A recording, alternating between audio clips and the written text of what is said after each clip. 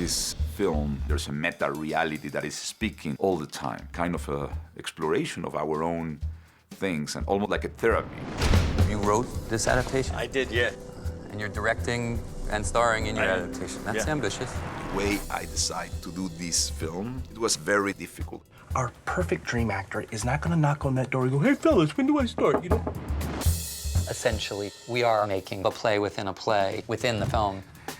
You were really good, Cabral. The challenge was I wanted the people really feel what he was feeling. You were a movie star, remember? Let's make a comeback.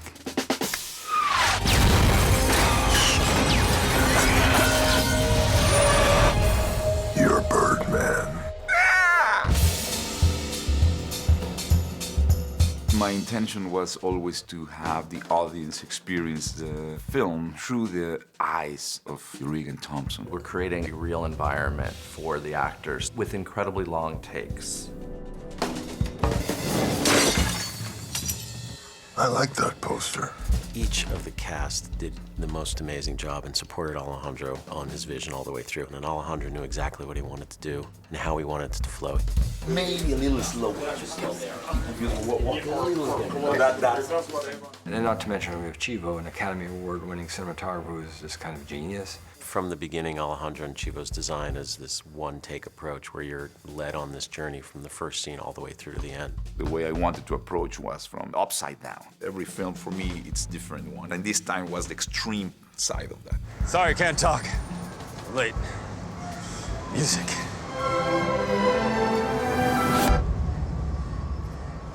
You okay, man? The level of difficulty for not only the actors, but everyone involved, lighting, the props, everything has to hit its cue.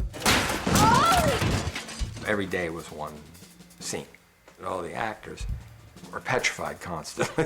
You have to be completely present and alive in every moment. You had a career, Dad, before the third comic book movie. It's like being on a tightrope without the net. It has to work. It's all joined. I think that alone is such an interesting way of telling a story. You've got everything interconnected by this seamless transfer visually from one moment to the next. It puts the baton in an actor's hand. You're becoming a trending topic. I think the ego is always looking for some things that not necessarily will fulfill you as a human being. This is the battle that this character is going through. It's just to recognize what has been his priorities and where this ego has been leading him all his life. This is the theater, and you don't get to come in here and pretend you can write, direct, and act in your own propaganda piece without coming through me first. The city and Broadway is a character in and of itself in the film. Having come up in the New York theater, I was impressed with how they caught the little nuances of that life. We shot in a real theater. The story takes place there. Well, I think the St. James just add a lot of reality to it. I hope that it helped. And the movie, he makes fun of everybody, hits everybody. People who are movie stars get it. Have some self-respect, please. The actors get it. Why do you act like a dick all the time? Critics get it. You risk nothing, nothing. It's funny I missed my last 2 periods. because it reflects life in such a real way. Are you sure it's mine? What? It's an exploration of ourselves. Why don't I have any self-respect?